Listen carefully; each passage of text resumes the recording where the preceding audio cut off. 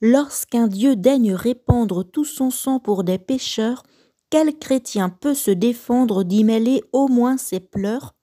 Puisque c'est pour nous, puisque c'est pour nos offenses que ce Dieu souffre aujourd'hui, apprenons par ses souffrances à ne vivre que pour lui.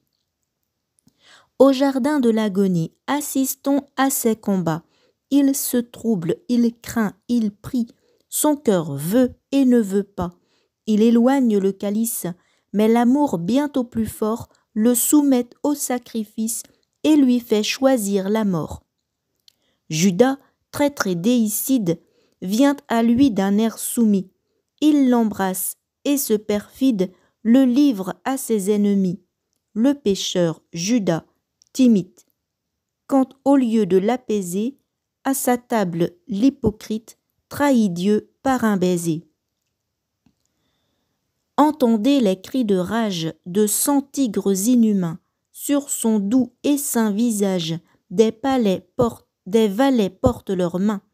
Vous deviez, anges fidèles, prévenir ces attentats, ou le mettre sous vos ailes, ou frapper tous ces ingrats.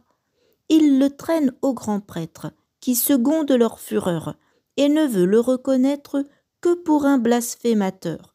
Mais Jésus, calme et sévère, lui déclare qu'à son tour, pour juger toute la terre, il viendra du ciel un jour. Ô surcroît d'ignominie, tout conspire à l'outrager, Pierre même le renie et le traite d'étranger. Jésus passe et le pénètre d'un regard tendre et vainqueur. Le parjure a vu son maître, le regret brise son cœur. Chez Pilate, on le compare au dernier des scélérats. Que dis-tu, peuple barbare, tu réclames Barabbas? Quelle indigne préférence, le coupable est pardonné, et malgré son innocence, Jésus-Christ est condamné. On l'attache, on le flagelle. Ah, pourquoi tant de courroux? L'homme-dieu d'abord chancelle, puis succombe sous les coups. À nous seuls d'être victimes, arrêtez, cruel bourreau, c'est à cause de nos crimes que son sang coule à grands flots. Ô couronne trop cruelle, vous percez son divin front, à ce chef l'orgueil rebelle ne fait-il pas plus d'affront? Il languit dans les supplices, c'est bien l'homme des douleurs. Nous vivons dans les délices, nous couvrons nos fronts de fleurs. Le Sauveur monte au calvaire, chargé d'une lourde croix. Cette croix devient la chair d'où s'élève encore sa voix. Ciel, pour eux, point de vengeance, ils ne savent ce qu'ils font.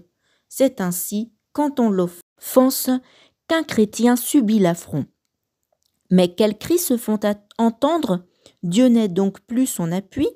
De la croix, s'il veut descendre, nous croirons alors en lui. Peuple ingrat, il peut sans peine la quitter, malgré tes clous. Mais l'amour qui seul l'enchaîne, l'y retient, et c'est pour nous. De la croix, lit de souffrance, Seigneur, ne descendez pas. Suspendez votre puissance, restez-y jusqu'au trépas. Mais tenez votre promesse, attirez nos cœurs à vous, pour payer votre tendresse, à la croix attachez-nous. Il expire, et la nature en lui pleure son auteur. Il n'est point de créature qui n'exprime sa douleur. Un spectacle si terrible ne pourra-t-il me toucher, et serais-je moins sensible que la pierre du rocher?